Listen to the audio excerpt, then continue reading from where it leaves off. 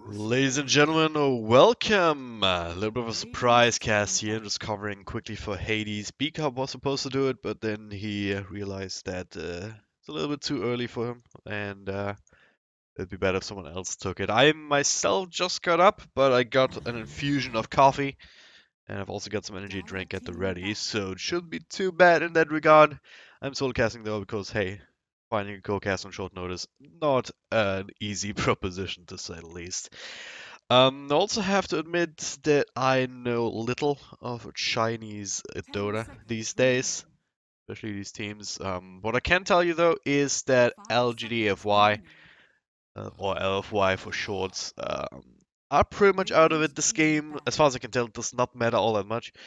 LFY is sitting at 2 and 5. IG, on the other hand, sitting at 6 and 1. So they're pretty much through. LFY are pretty much out. The next game coming up right here on this line would be LGD versus CDC. That one is a little bit more interesting, but all of that's just about determining the 1 through 4 slots. But yeah, IG versus LFY. Last time these two teams matched up with each other was a 2-0 victory in favor of IG in a DAC Chinese qualifier. Beginning of January, so still quite a while ago. But judging by that, as well as these teams' previous records in this qualifier, I guess that Victus Gaming are coming in as the favorites here, and they're getting some of their nice heroes here. Rubik, most played hero in the last 3 months with about 16 matches, Lifestealer with 14, oh no, 15, sorry, and Emma Spirit with 13, if Total Buff is to be believed. And they also have some pretty good win rates on those, so there you go. They've getting all the heroes essentially. LFY on the other hand, not so much, right? For them up there is the Juggernaut, the Ogre Magi, Disruptor, and the Rubik themselves, I suppose. But doesn't mean that they have a bad draft going in. Just on paper, this is a very meta draft, a very 7.0 draft. Slada, Ursa. They don't get the Lifestealer, of course. It's been blockpicked more or less by IG. But they still have this guy that can jump up and follow up after the slaughter with an insane amount of physical damage and make use of that control from the crush as well as the amplified damage. And this is what you're really looking for. The only difference is that Ursa needs his own Blink Dagger to do that, whereas Lifesteal, of course, he just catches a ride on Slaughter to do that. Interesting matchup here between Lifesteal and Ursa at the best of times as well. Fury Swipes, once they start stacking up, Lifestealer is gonna start to fall behind. On the other hand, yeah, up against the Slaughter, you should always be able to rage off the crush before it comes through, as well as any sort of amplified damage. At least when it's been put on you before the rage. Of course, if you get amped up after the rage, then it sticks with you forever and ever and ever. Speaking of people sticking with you, Riki. That's a hero that I have not seen in the Western scene at all, I want to say. Not at all. So LFY, interesting pickup there. Maybe a bit of block pick as well, because it used to be one of these heroes that was paired up with a Lifestealer just as an extra invis carrier for the bombs. Great way to scout things out, of course, in general. And nice to keep tabs on Rubik, I suppose, and any other support that IG want to pick up. Okay at trying to put on pressure on Ember Spirit in the middle lane in the laning phase. But that is easily countered by a couple of sentries. So I'm not sure what they aim to do with this, to be honest. Love to see some like pocket Riki strats jumping into the Ursa later down the line, but I don't think we're gonna be seeing an Axe anytime soon, unless that's some weird core Riki. But normally it is going to be that 4 position, which would mean Slaughter offlane, which is also uncommon enough. At least once again for the Western scene, which I have to base all my analysis off of right now. But yeah, maybe IG also caught a little bit off guard by that. They're using a lot of their reserve time to think about that next pick, and maybe something like a bounty hunter to just a straight up counter to Riki, but instead it's gonna be the Doom.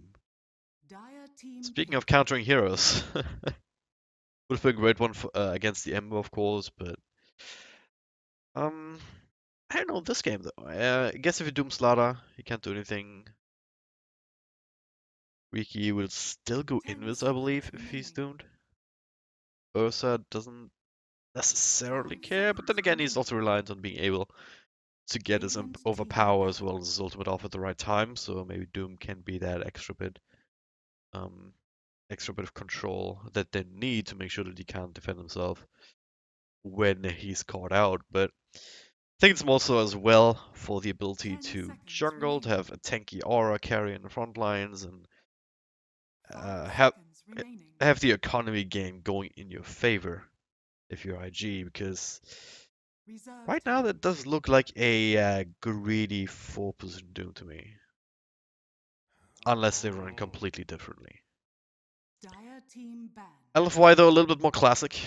They add the Wisp to the lineup, so it's great with us, of course, able to keep him alive, able to give him an extra sense of mobility.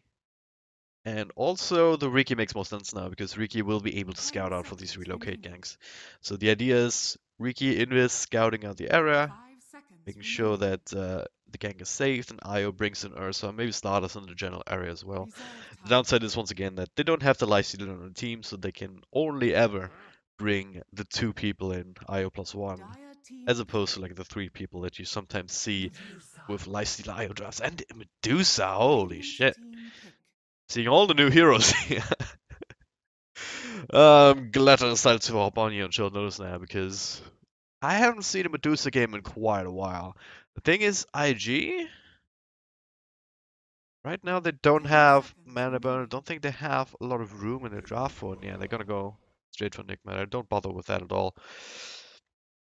Alright, Medusa with Aya, of course, also very good, just because of that regen potential to make Medusa all the more tanky. Enigma in response, I guess it's an okay counter to the IO, albeit on a very long cooldown. So if you can manage to line up that black hole on relocate, obviously that makes a lot of sense. Slada can sometimes cancel it, Riki as well with Smoke Cloud, so maybe not the most reliable thing, but overall, looks like a very greedy drafty for my G, because that's an offlane Enigma, Jungle Doom, or vice versa even. I'm gonna end up with Ember's Will mid, Lifesteal, safe lane, Rubik, just a soul 5 support helping out. 5 seconds remaining. What they do have though is a lot of push going in. Just on the back of the Arlon, so around the 7 to 12 minute mark, I want to say. That's when they can already start grouping up here once they've got the basic amount of levels. Maybe Lifesteal gets a basic amount of farm, or maybe they're just creating space for him to get to that level. Sometimes you see Lifesteals at level 20 have like yeah, face boots as he already has queued up, the Blightstone, just casually, Armlet, and either Desolator or Echo Saber, and at which point Lifestealers can get super, super scary with or without a Slaughter to aid them out. But yeah, anyway, LFY 2-5 is the record, unless that hasn't been updated correctly here on the site that I'm looking at. So they're pretty much out of the running for the playoffs. IG, they're lock with 6-1. Together with VG Gaming and CDC. As it stands, this game is just for posterity.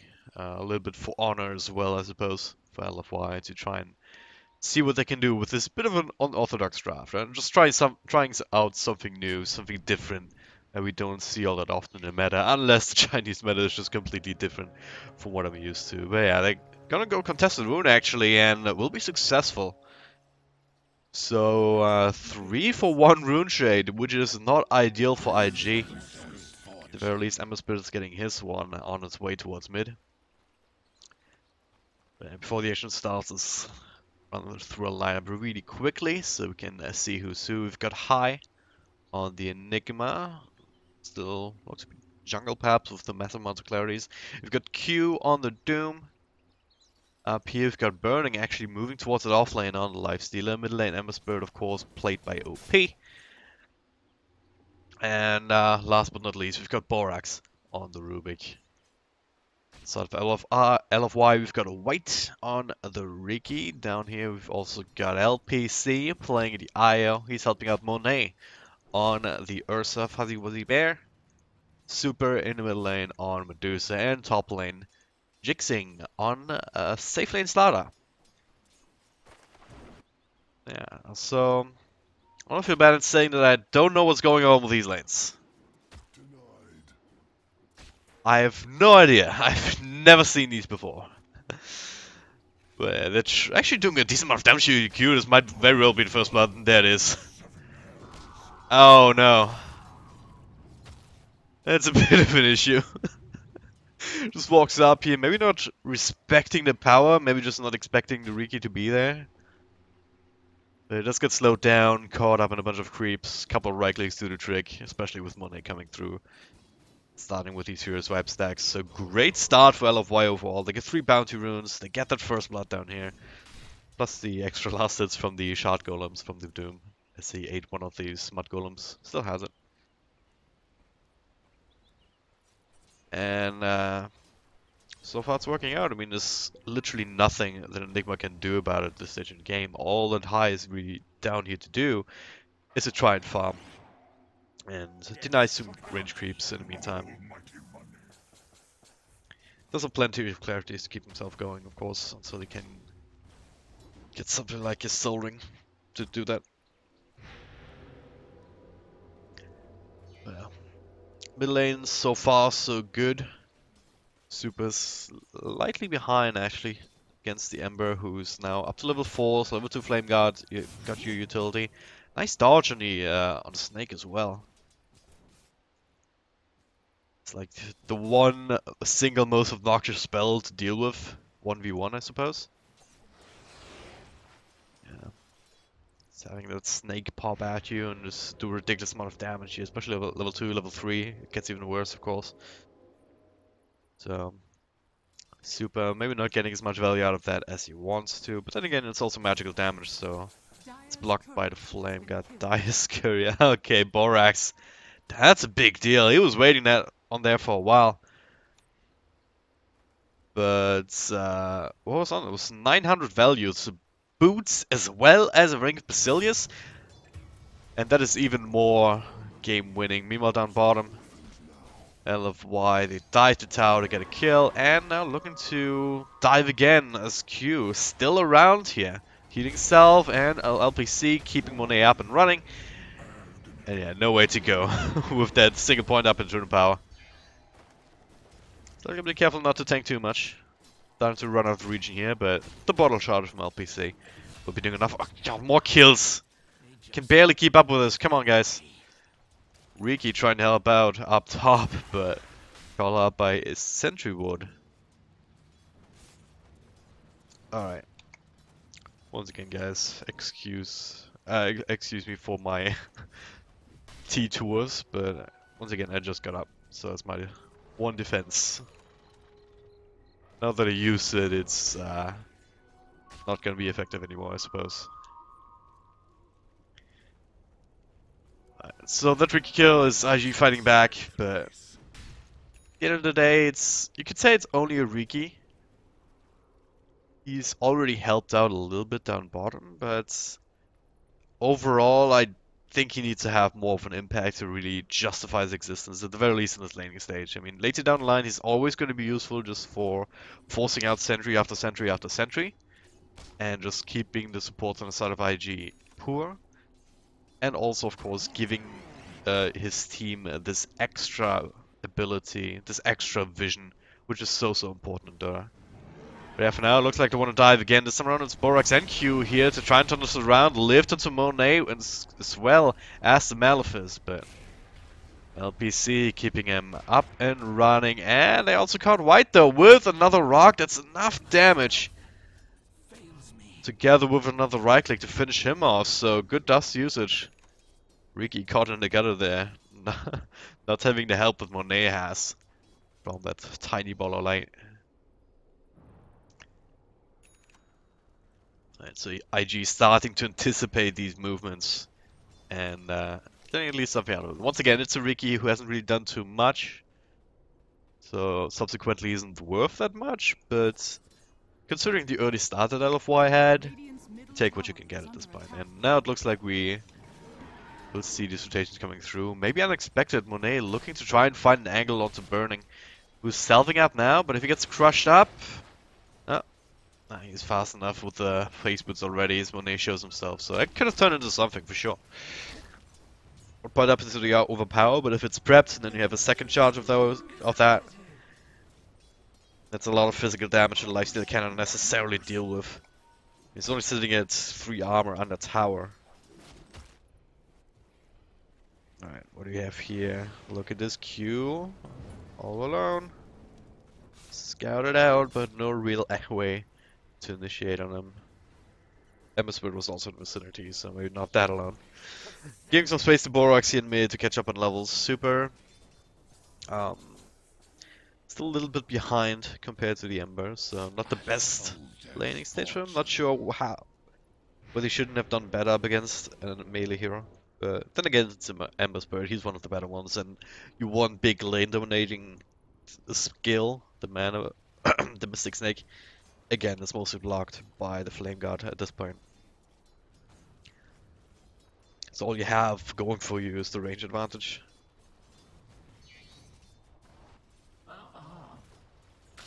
Oh, top lane Monet. Okay, Burning. He's fighting, but he's got some help. OP coming through from an extra bit of damage. I'm pretty sure Burning might have actually died if he just solo fought him. As it stands, they had the backup required. Now look at this. I love this for Dooms. Pick himself up that Cetera. Extra 6 health region, an extra nuke. Not that you can really sustain it heavily in terms of mana, but just the region is nice enough. And great for these kind of situations here. Trying to burn down LPC, but links up with Monet and now White.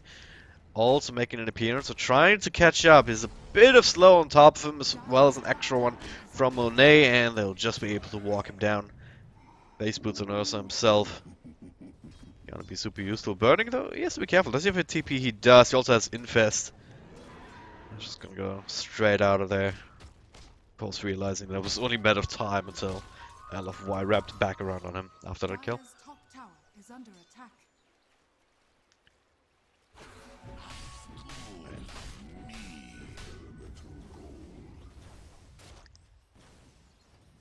And Burning. I know he's known for it, like, traditionally. Bit of a meme, but he's been farming extremely well. 4k net worth on him. 300 ahead even of his own Ember. And that was an off lane, right? Technically, right? There's not been a lot of pressure by LFY on top of him, so it might as well have been the safe lane, but still.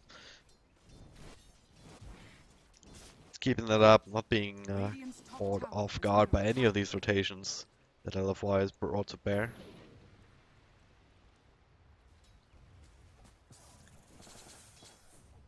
And yeah, it's definitely gonna be an advantage for them, because that means he is already getting into the armlet, into this dangerous territory for Lifestealers, where he can provide a big amount of burst damage if they can get him into the fight, right? That's the other thing. Don't have the most traditional heroes. Ember Spirit can do it, and oh, Monet. He does have help from LPC, he's just babysitting him the entire game so far. Now, maybe turning it around. Still a lot of damage being done. Pops his ultimate, turns us around onto Nightmare inside. Oh, the black hole! He even used it to try and turn us around, but that lasted for barely a millisecond. Great Crusher and Borax as well for the secondary kill. A super mix rotation in. Oh no, AG. They almost made that work. Monet is somehow staying alive on the back of his ultimate after dropping so low. Once again, also down to LPC. And now look at the shrine usage. Oh no, he's not linked. There we go. He's linked up. Supercharged. He was a fun hero. But yeah, that's...